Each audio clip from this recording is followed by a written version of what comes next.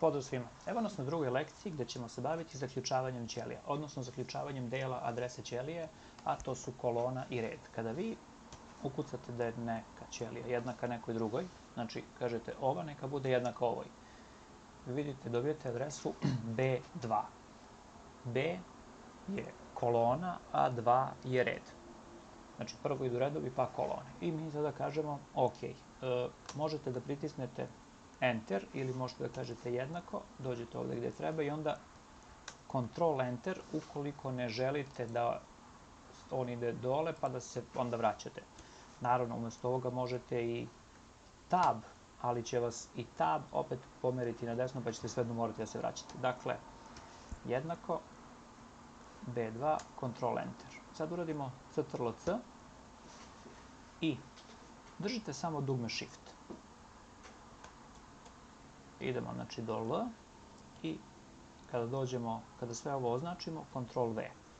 Drugi način na koji smo ovo mogli da uradimo jeste uradimo ovako i onda povučete, kao što smo radili malo pre kad smo pravili niz brojeva. Povučete ovde i povučete ovde. Stvar je preferencije da li ćete više koristiti miš ili tastaturu. Kako budete postali sve brži u Excelu, sve ćete više koristiti tastaturu, a sve manje miš. Ali o tom potom.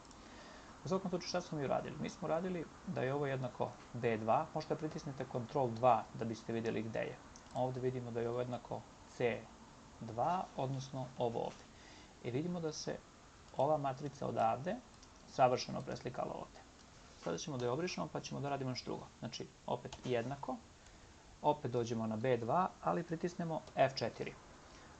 Nekome će raditi F4, neko će morati da kombinuje function i F4. U svakom slučaju, moj vam je savjet, ako budete mnogo koristili F4, a koristit ćemo ga tokom kursa, vidite da neko ko se malo više razume u informatiku, da vam to promeni, da neko ne traži function plus F4, nego samo F4. Ctrl Enter. Ctrl+C. Držimo, sad sklonimo ruke sa tastature, držimo Shift, Ctrl+V. Šta se desilo? Vidimo da je on u celoj matrici iskopirao samo vrednost A. Malo pre je praktično sve ove vrednosti ovde preselio, sada samo vrednost A. Ali šta se desilo kada smo jednom pritisli F4? Vidimo da nam se pojavio znak za dolar ispred B i ispred 2. Kao da ih je zaključao. Sada ćemo sve ovo opet da obrišemo. Delete. Pa ćemo sada opet doći ovdje i pritisnut ćemo 2 puta F4. 1, 2. I sad vidimo da nam se dolar pojavio ispred dvojke, ali ne i ispred B. Ctrl, Enter. Ctrl+C. Držimo Shift. Šta se sad desilo? Sad je A iskopirano, pa je onda iskopirano A1. Znači vidimo da je samo iskopirano je po redu, ali kao da formula nije išla ispod, po koloni skupljala B, C, D i tako dalje. Dobro, idemo sad uradimo sledeću stvar. Jednako je 1, 2, 3. Sada se dolar pojavio ispred B, ali ne i ispred 2. Vidimo čime će to rezultira. Sada vidimo A, B, C, D, E. I da se to pomerilo svuda. Znači on kao da je iznova i iznova kopirao. Izvinjam se. Do you want to replace it? No. Znači vidimo kao da je iznova kopirao ovo. Znači on je, kada smo kopirali, zaključao kolonu B, ali je samo menjao redove. Da li će biti drugi, treći, četvrti.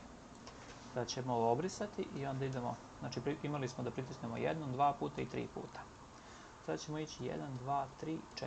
E sad vidite, kad pritisnemo 4, on je nas vratio na početak. I makoliko mi stiskali, on će opet uraditi isto. Znači praktično vraćat će nas u krug. Do kog nas to zaključka dovodi? Pa kada imamo B2 bez ikakvih ograničenja, on kopira sve. I kolonu i red. Kako idemo levo-desno, gore-dole, on tako ide isto levo-desno, gore-dole. Ako zaključamo i B i 2, on će samo to da fiksira i onda će, bez obzira gde mi bili, on će da zadrži i red i kolonu. Ako stisnemo 3 puta, on će da fiksira red, ali ne i kolonu, pa ćemo imati da će kopirati A, A2, 3A4, ali neće B1, B2, B3, 4. Treći put kada stisnemo, dobijamo $B2, pa će on kopirati samo gore dole, ali ne i levo desno. Ok. Kako bismo zaista vidjeli da znamo o čemu se radi, uradit ćemo jednu matricu koju sam ja postavio i na testu sa razlogom da biste upravo ovo kasnije bolje vidjeli kada počnemo da radimo. Znači mi treba da pomnožimo ovo puta ovo. Šta mi želimo? Mi ne želimo da pravimo da je to jednako to, ovo jednako ovo puta ovo, pošto će nam uzeti previše vremena. Mislim, mi treba 100 puta da gađamo precizno.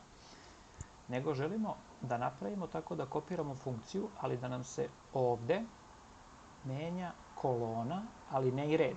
Dok ovde želimo kontra. Želimo da nam se menja red, ali da kolona ne ide levo-desno. Pa idemo ovo.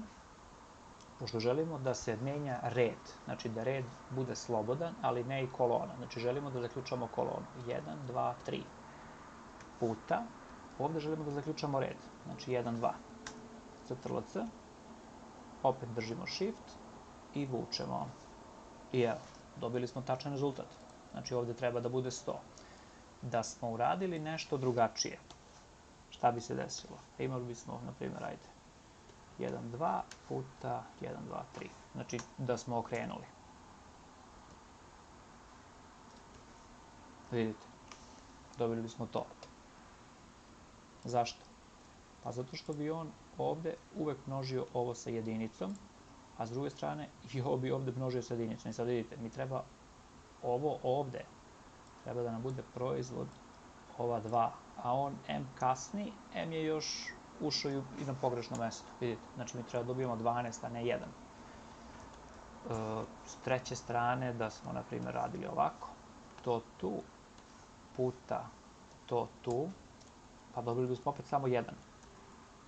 Ali zašto? Pa zato što bi on sad ovo fiksirao i ovo bi fiksirao. I samo 1. I to nam, naravno, nije dobar rezultat. Ako bismo imali zadatak da sve ovo, pored ovog pomnožimo i nekim koeficijentom 2, koji bi se nalazio van tabele, šta bismo mi uradili? Mi bismo rekli, aha, to tu, 1, 2, 3, puta to tu, 1, 2, puta ovo ovde, ali samo zaključano celo. Jer želimo da ovaj ovde element ide gore-dole, ali ne i levo-desno. Ovaj ovde želimo da ide levo-desno, ali ne gore-dole, dok ovaj ovde ne želimo da ide ni levo, ni desno. Ctrl-C, držimo Shift, vučemo i evo, sad smo dobili 200. Naravno, da smo ovo zaključali drugačije, on bi u nekom trenutku počeo da množi sa nulom, gore ili dole, ili bi upao, ili bi došao ovde, pa bi onda bila greška, jer on ovo posmatra kao tekst, a ne kao broj. Tako da, molim vas da ovo provežbate vrlo dobro, jer to će nam se stalno javljati. Zaključavanje redova, zaključavanje kolona, zaključavanje vrednosti van ćelije.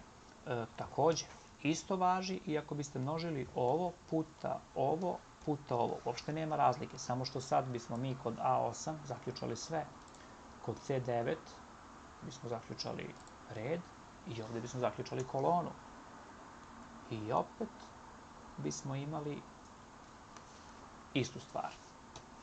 Već kada smo ovde i kada smo počeli da radimo sa malo većim podacima, želim da vas naučim takođe kako da upotrebljavate skokove na najbolji mogući način. Znači, radimo to tu, 1, 2, 3, puta to tu, 1, 2, Enter, Ctrl-C. I sada, vi možete dođete ovde, stisnete dugme Ctrl i taster na desno i doći ćete do kraja.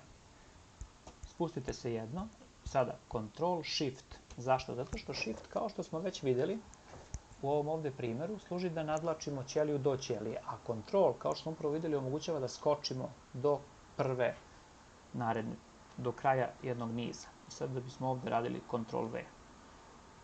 I naravno sada možete ovako, pa ili da držite Shift i da spuštate, ili da se po istom modelu spustite, da skočite do kraja i onda pomnožite. Ali o svemu ovome ćemo raditi kasnije detaljnije, sad sam samo hteo da vam dam neki nagoveštaj šta nas dalje čeka. Hvala vam na pažnji.